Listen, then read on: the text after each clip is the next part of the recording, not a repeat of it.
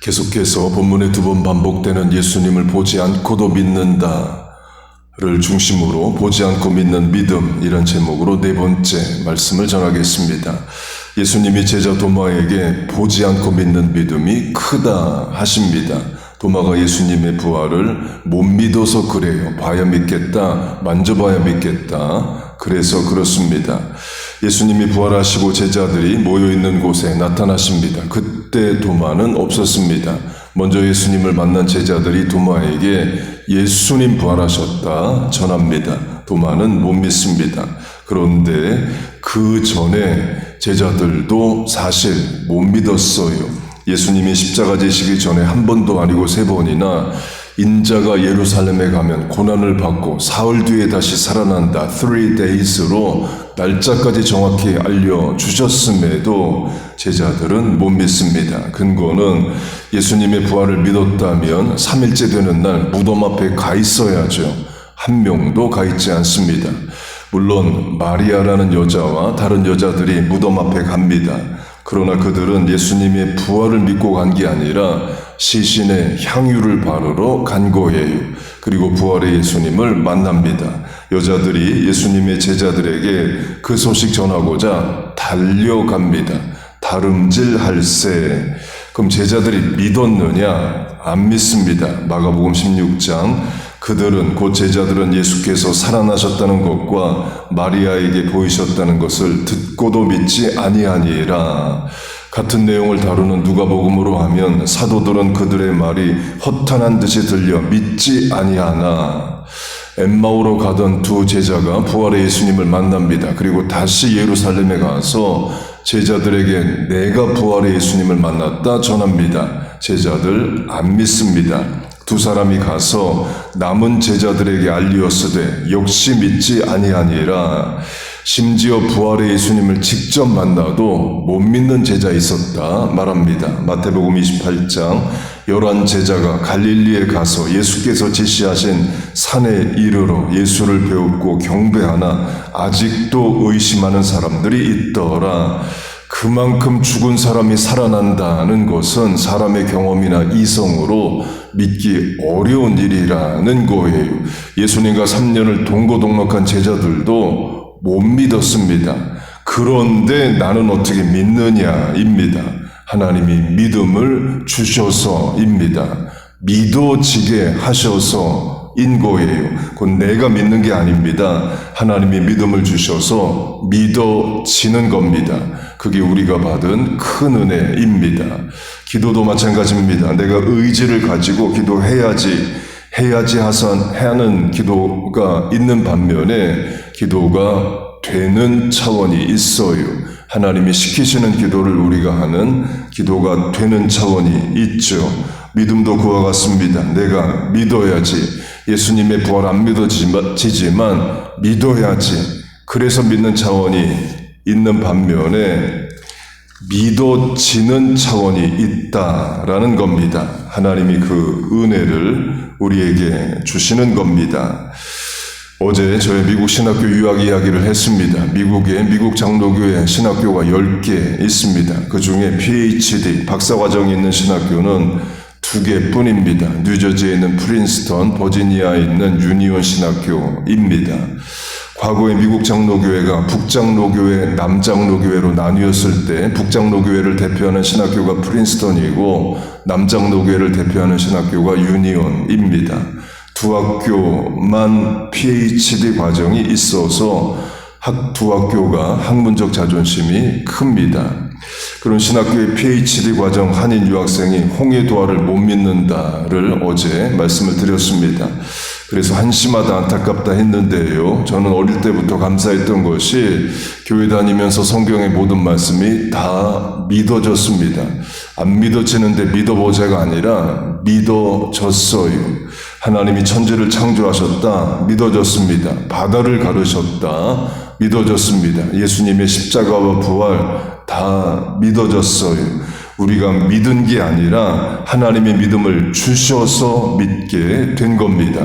그게 큰 은혜라는 겁니다. 여러분, 예수님의 동정녀 탄생과 십자가 죽음과 부활과 다시 오심을 믿습니까? 그 믿음을 주신 하나님을 찬송합니다. 성경은 천지창조로 시작합니다. 태초에 하나님이 천지를 창조하시니라. 세상 사람들, 불신자들, 종교학자들이 그 말씀 보면 첫 장 첫 절부터 안 믿어진다 그럴 겁니다. 그러면 그 뒤에 이야기도 다 못 믿는 거죠. 에덴 동산으로 하면 세상 사람들 못 믿을 이야기들 많습니다. 뱀이 사람의 말을 해서 사람과 대화합니다. 먹으면 영생하는 과일, 생명나무가 있다 말합니다. 첫사람 아담이 930년을 살았다. 무드셀레는 969년을 살았다. 아담과 하와가 에덴 동산에서 쫓겨난 이후에 그룹 천사와 움직이는 불 붙은 칼이 못 들어가게 막고 있다. 이 세상 사람들 또 종교학자들이 보면 신화라고 할 겁니다. 곰이 마늘 먹고 사람이 됐다. 로물로스 형제가 늑대의 젖을 먹었다. 박혁거새가 알에서 태어났다. 신화라고 이야기할 겁니다. 그러나 우리는 역사적 사실로 믿습니다. 아담을 에덴 동산을 살아봤던 아담을 우리가 만나서 에덴 동산 이야기를 믿는 게 아니죠. 아담을 보지 못했어도 하나님이 믿음 주셔서 믿는 겁니다. 아담이 930년을 살았다 말씀을 드렸는데요. 창세기를 보면 사람들이 몇 년씩 살았는지를 말합니다. 그걸 계산해 보면 아담은 노아 아버지 때까지 살아 있었습니다.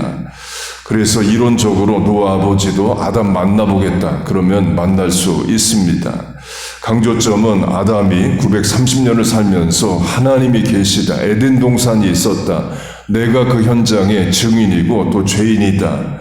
범죄했다를 말하면 사람들이 믿느냐 이에요. 아담이 말을 해줘도 안 믿을 사람은 안 믿습니다. 근거는 노아 때에 하나님이 노아 가족을 제외한 전 인류를 다 죽이실 만큼 세상이 악으로 관영하고 하나님을 믿지 않습니다. 그 말은 노아 아버지 때까지 그랬다는 거죠. 노아 아버지 때는 전 인류가 하나님을 잘 믿다가 노아 때부터 갑자기 안 믿은 게 아니기 때문입니다. 곧 아담이 지금까지 살아있다 해도 아담이 전 대륙을 돌아다니면서 에덴 동산 하나님 증거해도 안 믿을 사람은 안 믿어요. 그런데 내가 믿는다. 아담을 보지 않았어도 에덴 동산 가보지 않았어도 믿는다는 것이 우리가 받은 큰 구원의 은혜입니다. 홍해가 갈라지는 곳으로 하면 하나님이 2026년 오늘 홍해 수에즈만을 지금 가르시면 사람들이 믿느냐 이에요. 신기하네 정도하고 맙니다. 우리 신은 할 수 있나? 그렇게 말을 하고 믿지 않아요. 예수님이 다시 이 땅에 사람으로 오시면 사람들이 믿을까요? 거기에 대해서 도스토예프스키가 카라마조프의 형제들이란 소설을 통해서 답을 줍니다. 그 소설입니다.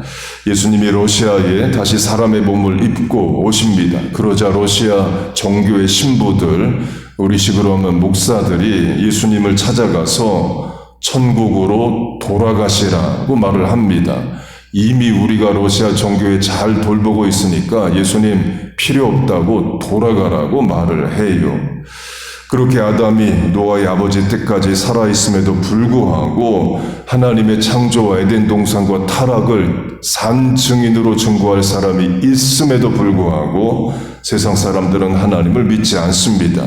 그래서 노아 홍수가 일어나고 하나님은 노아의 가족으로 다시 인류를 시작하십니다. 그러면 노아의 후손들은 그 큰 비극인 홍수 사건을 겪고 하나님을 잘 섬기느냐 이에요. 아니죠. 바벨탑 사건이 말하듯이 또 하나님을 대적하는 세대가 일어납니다. 강조점은 하나님에 대해 예수님에 대해 직접 증거할 산 증인이 있다 해도 못 믿을 사람은 못 믿는다는 거예요. 반대로 직접 보지 못했어도 믿을 사람은 믿습니다. 우리가 그런 은혜를 받은 자라는 거예요. 다시 저로 하면 PhD 박사과정의 그 똑똑한 한인 유학생들이 못 믿는 홍해도화 사건을 저는 어릴 때부터 믿었습니다. 하나님의 전능하심을 믿으면 왜 바다가 갈라지는 것을 못 믿겠어요? 예수님이 하나님의 아들이시고 하나님이시면 왜 사망 권세를 못 이기시고 부활 못 하시겠어요? 못 믿는 게 이상한 거죠. 그러나 생각해보면 믿어지는 게 큰 은혜라는 거예요. 못 믿는 사람들 많습니다. 제가 이렇게 설교를 하면 세상 사람들, 종교학자들은 이렇게 말할 겁니다. 김재준 목사는 어릴 때부터 교회 다녀서 그런 거 아니냐, 기독교의 영향만 받아서 그런 거 아니냐, 당신은 종교성이 많다, 그러니까 목사한 거다. 그 같은 종교성이 불교를 만났다면, 태국이나 라오스에서 태어났다면 지금 스님하고 있을 거 아니냐, 환경의 영향이 크다, 이렇게 말할 수 있습니다. 그렇지 않습니다. 제가 불교국가 태국에 태어나도 결국 예수 믿습니다. 택하신 자, 미리 정하신 자, 하나님이 불러 믿게 만드셔요. 실제로 태국에도 예수 믿는 사람들 많죠. 성경에도 있습니다.